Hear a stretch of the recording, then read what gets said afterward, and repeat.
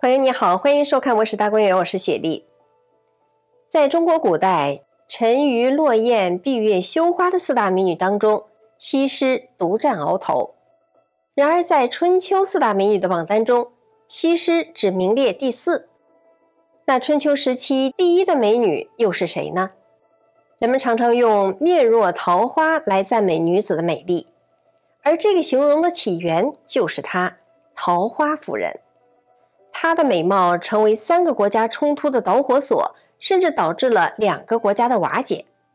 然而后人却把她作为主宰桃花，甚至能带来平安的神仙祭拜，这是为什么呢？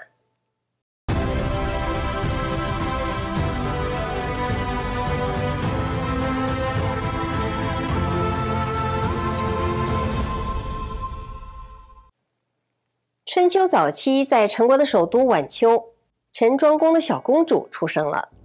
那天，随着她的落地，桃花纷纷怒放。一转眼10几年过去了，公主已经长成一个亭亭玉立的少女，目似秋水，面若桃花，蕙质兰心，美得使人几乎无法直视。公元前684年的一天，西国的国君西侯娶亲。西侯仪表堂堂，新娘子就是陈国的桃花夫人。当西侯挑开盖头时，整个人都惊呆了。哎呀，这简直是仙女下凡，竟然落到了我家。桃花夫人姓归，在历史上称作西归，也称西夫人。那从此以后，西侯是不是就过起了从此君王不早朝的生活了呢？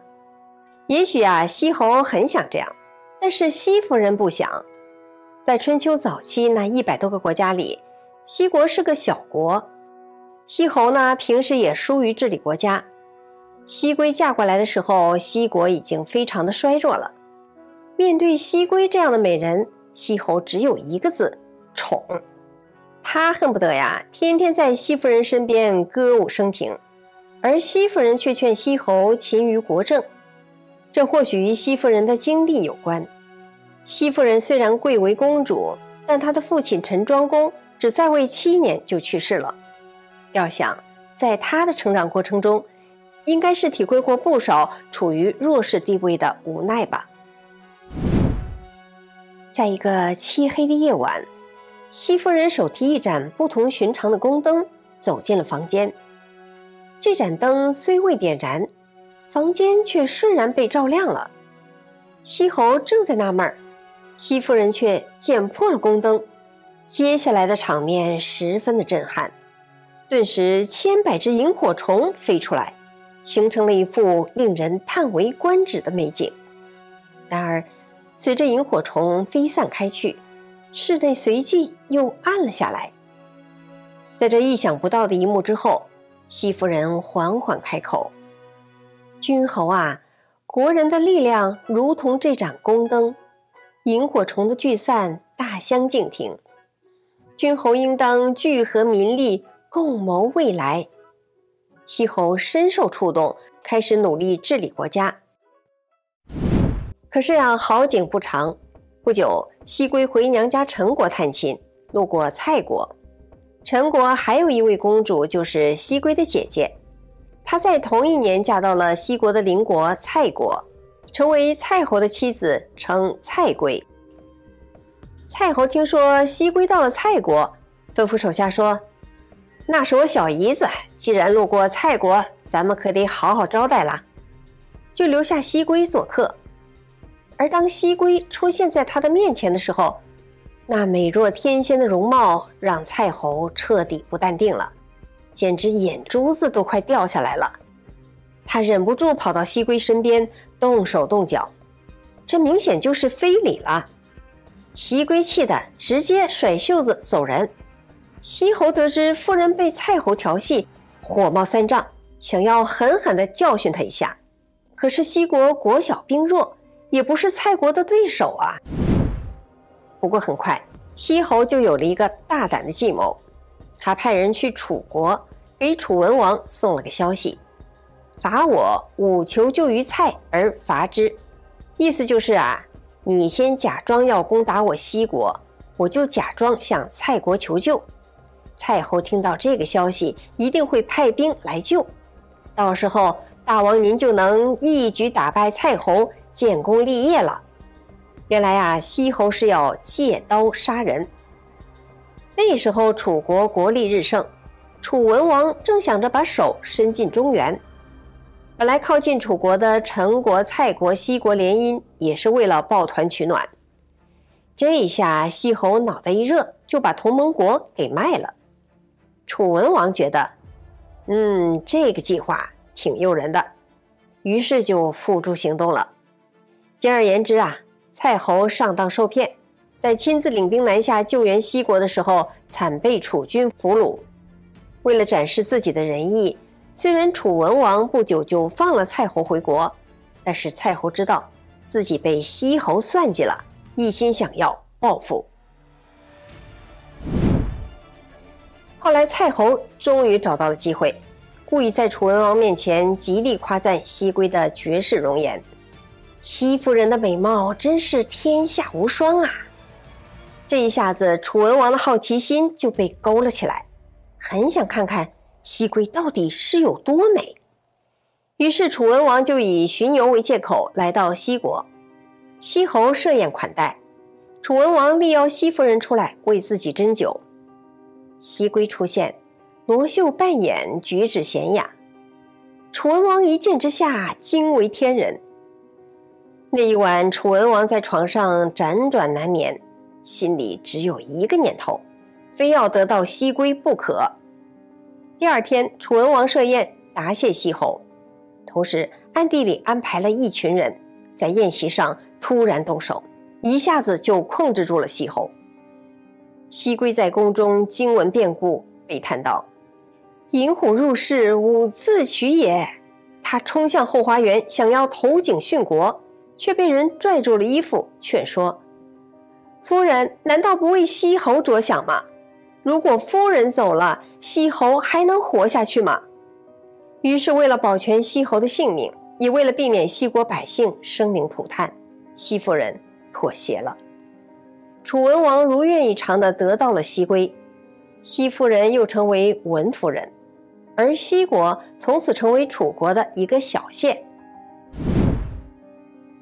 楚文王对西夫人无比宠爱，3年之后，西归已经为楚文王生下了2个儿子，也就是后来的楚笃敖和楚成王。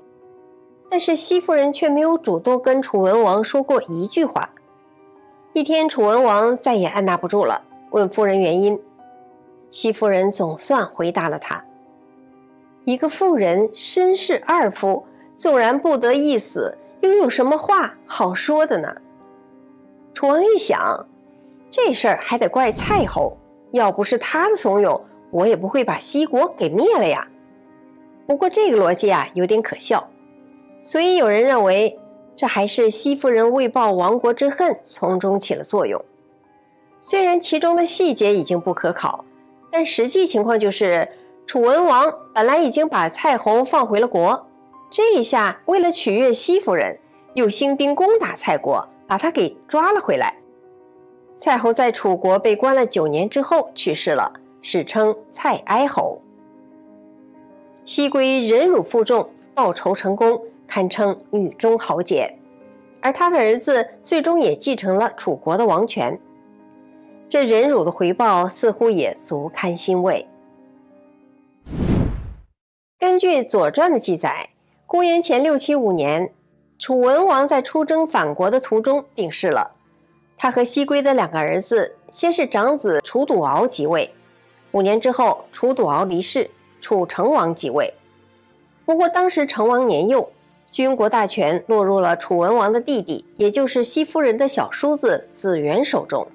子元也垂涎西归的美貌，为了引诱寡居的西夫人出轨，在宫殿旁边建了一个别馆，经常在那里摇铃奏乐，跳起万舞。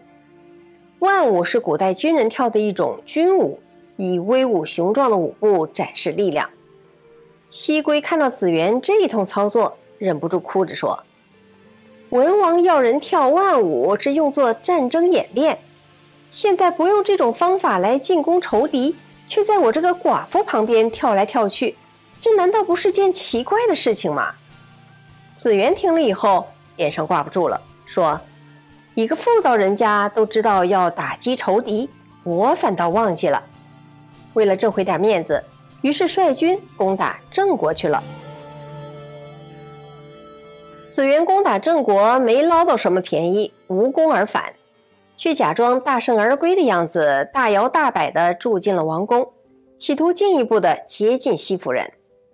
左传记载，此时若敖氏的一位贵族痛斥子元无道，反遭囚禁，致使其他若敖氏怒不可遏，率众闯入宫中，怒杀子元。有人推测，这其中也有西夫人密召若敖氏靖难的因素，才得以内外夹击铲除了子元。这个过程中西夫人所起的作用，史书的记载非常的简略，难以考证，但是以西夫人的才智，并非没有可能。子元乱政8年自此下线，西夫人的儿子楚成王终于夺回了王权，命若敖氏的斗谷于荼为相。楚国在经历子元之乱之后，朝政重新走上了正轨，西夫人终于可以退居幕后，安静地居住在深宫之中。她的绝世美貌曾是3个国家纷争的导火索，还导致了2个国家的瓦解。然而她却没有像褒姒、莫喜、妲己一样留下千古骂名，反而被后世称为西夫人、文夫人、桃花夫人，在民间更被尊为桃花神、平安神来加以祭拜。在原西国的故地，现如今的河南西县，矗立着西夫人的雕像。在原为楚地的湖北省武汉市黄陂区，也建有一座桃花夫人庙。历代的文人墨客也纷纷挥毫泼墨，为她写下诗篇。其中最著名的当属唐朝诗人王维所写的《西夫人》：“莫以今时宠，能忘旧日恩。看花满眼泪，不共楚王言。”西汉刘向甚至把西夫人写进了《列女传》，只是有个完全不同的结尾。书中说，西国被灭以后，楚文王不但娶西归为妻，还让西侯守城门。而西归趁楚王一次出游的机会，逃出宫去，和西侯在城门相会，最后双双自杀殉情。不过呢，《左传》应该更接近历史的真相吧。纵观西夫人的人生经历，可谓是风华绝代，身不由己，但她却是一个正派高洁的女人，从没有因为自己的国色天香的容貌，或纵情声色，或诱惑君王。她还是一个隐忍和智慧的女人。清朝诗人邓汉仪在题西夫人庙一诗中这样写道：“楚宫庸嫂眉黛心，只似无言对暮春。千古艰难唯一死，伤心岂独西夫人。”这首诗道出西夫人身不由己的纠结。有时候啊，死不难，难的是不死。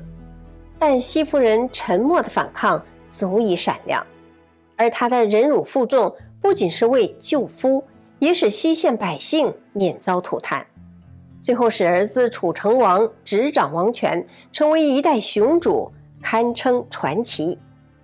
所以说，西夫人无疑是一位值得尊敬的美女。